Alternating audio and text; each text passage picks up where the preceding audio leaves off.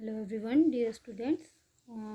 आज हम टॉपिक जो है हमारा आज का topic today's topic is functions of commercial banks, right.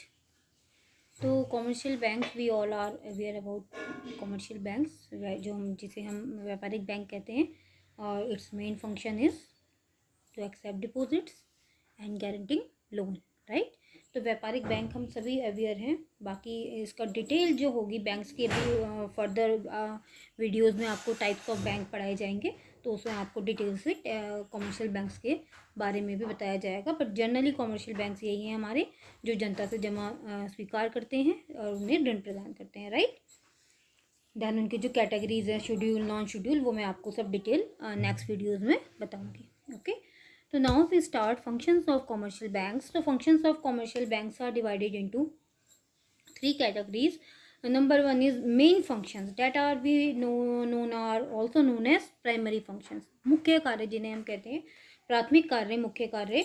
तो main functions of bank you all are know, हम सभी जानते हैं कि that is receiving deposits, okay, जमा प्राप्त करता।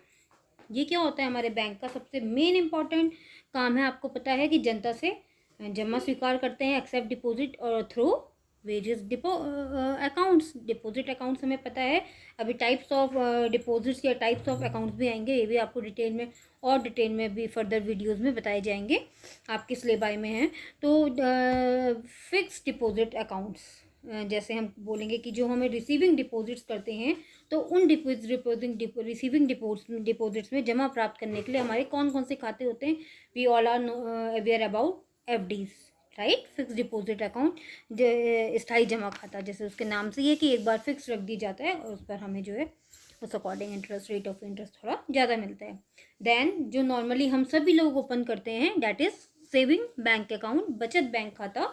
वो भी हम सब जानते हैं, बैंक बचत बैंक खाता, तो ये भी हमारा एक पार्ट है। ऐसे ही हमारा करंट अकाउंट बेसिकली ये हमारा रिलेटेड रहता है व्यापारिक वर्ग लोगों से।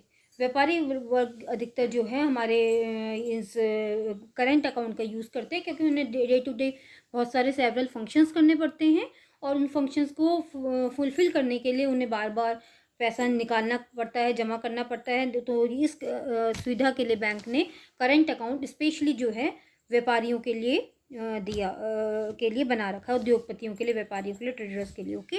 देन ऐसे ही हमारा रिकरिंग डिपॉजिट अकाउंट होता है, आवर्ती जमा खाता, तो जिसमें हम जो है एक निश्चित राशि जो है एक निश्चित अवधि तक जमा करते रहते हैं, चाहे वो 6 माह का है, एक वर्ष का है, 3 वर्ष, 5 वर्ष, इसकी अवधि में इस अकॉर्डिंग जैसे भी आप इन्हें खोलते हैं।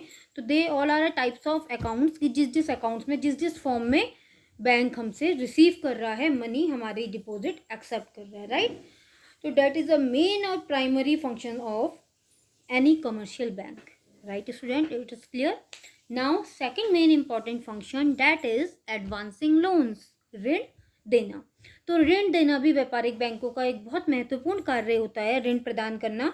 तो ऋण प्रदान करने के लिए वो लोन्स एंड एडवांसेस के रूप में देते हैं कि ग्राहकों को एक निश्चित रकम जो है उनके खाते में डाल दी जाती है, उसे ऋण और अग्रिम के नाम से जाना जाता है, और समुचित जमानत लेकर के आपका जो है ये इस प्रकार का काम किया जाता है कि वो अपने खाते खोल करके कैसे ग्राहकों को सुविधा दे रहा है, और उसमें लोन्स एंड एडवांसेस उनके अकाउंट में प्रोवाइड करवा रहा है। कौन? आपका बैंक, जिससे भी आप लोन्स और एडवांसेस ले रहे हैं। ऐसी कैश क्रेडिट होती है जो कि अधिकतर व्यापारियों को मिलती है, और ये इनके व्यापारिक माल, उनके स्टॉक रहित या जो स्टॉक्स वगैरह रहता है उसके आधार पर एक लिमिट, स्पेसिफाई लिमिट रहती है इसकी कैश क्रेडिट की, और उस लिमिट के बेस में उसके अकाउंट में उतना पैसा डाल दिया जाता है, और उस अकॉर्डिंग जो है वो कैश क्रेडिट उससे निकाल लेते हैं, अपने यूज़ कर लेते हैं, जो भी इस तरीके के कैश क्रेडिट अपना यूज़ करता है। देन ये they all are methods of advancing loan by the banks, okay. Then next is overdraft. तो overdraft facilities is only provided to our traders, our businessmans, okay, जो कि करंट अकाउंट खोलते हैं, तो वो अपने जमा की गई राशि से अधिक राशि जो है बैंक से निकाल सकते हैं। उनको ये सुविधा बैंक देता है, और ज़्यादा से ज़्यादा रकम वो उससे निकाल सकते हैं, और इस पर रेट ऑफ इंटरेस्ट जो है बैंक थोड़ा ज़्यादा लेता है, राइट। तो ये हमारा डैट इज़ अवर ओवरड्राफ्ट। तो ये हमारा जो है ओवरड्राफ्ट होता है। तो इस तरीके के ऐसे ही हमारा money at call and short notice money, जो इसमें एक दिन से लेकर के 10 दिन तक के अवधि के लिए किसी व्यापारी को भी इस तरीके के ऋण प्रदान भी बैंक के द्वारा किए जाते हैं, 1 day to 10 days, इस तरीके के शॉर्ट लोन्स। तो ये भी है। Education loans, it is also provided by the bank higher education के लिए, कि उनके अभिभावकों को जमानत के आधार पे पर्टिकुलरली सिक्योरिटीज़ के बेस पे जो है इस तरीके के लोन्स वगैरह प्रोवाइड कराए जाते हैं, राइट। तो दैट इज़ अवर प्राइमरी और main functions, right. It is clear कि हमने बोला कि ये जो इसके कार्य हैं ये 3 उसमें विभाजित है, मुख्य कार्य, एजेंसी संबंधी कार्य एंड सामान्य उपयोगिता कार्य। तो that is our first main primary functions. I clear you about this, right. Now second one main important function, that is agency संबंधी कार्य, आपके एजेंसी रिलेटेड फंक्शंस।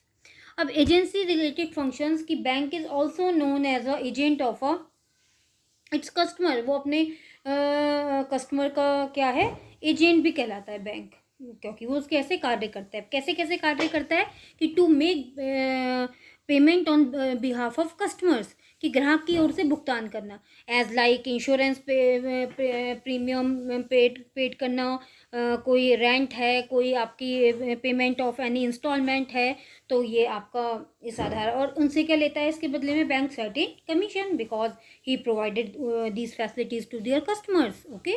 तो एजेंसी रिलेटेड फंक्शंस में first one is to make payment on behalf of customers, then second one is to collect payments on behalf of customers.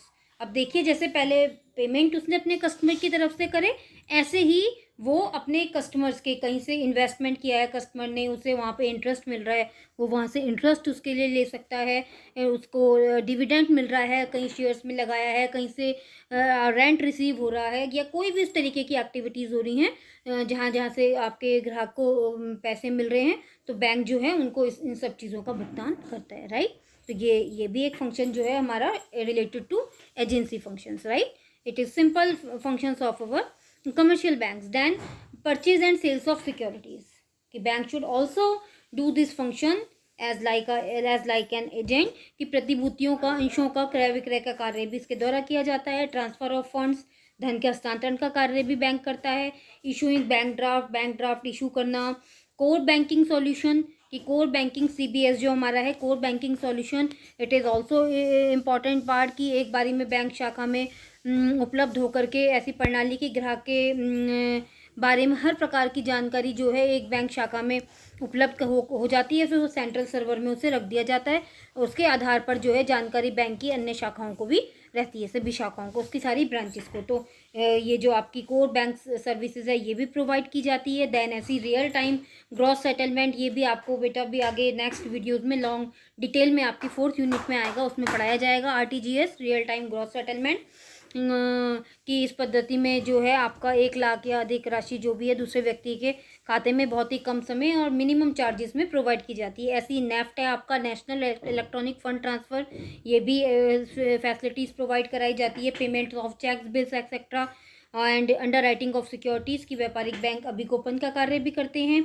जो भी securities हैं, जो भी क्रय विक्रय करना है, जिम्मेदारी लेना है, सारा काम जो है बैंकों के द्वारा किया जाता है। तो ये नॉर्मली सिंपल फंक्शंस है, इसलिए मैंने आपको एक बार इनकी ऐसी हेडिंग जो है आपको बता दी है थोड़ा इनके बारे में, और आप इन सब फंक्शन से अवेयर है, because we are all are dealing day-to-day activities of this type of banking activities, right? So two functions I can explain you. Number 1 is primary functions, number 2 is agency functions. Then the last one, third, that is general utility functions, सामान्य उपयोगिता संबंधी कार्य. So that is first main important function in this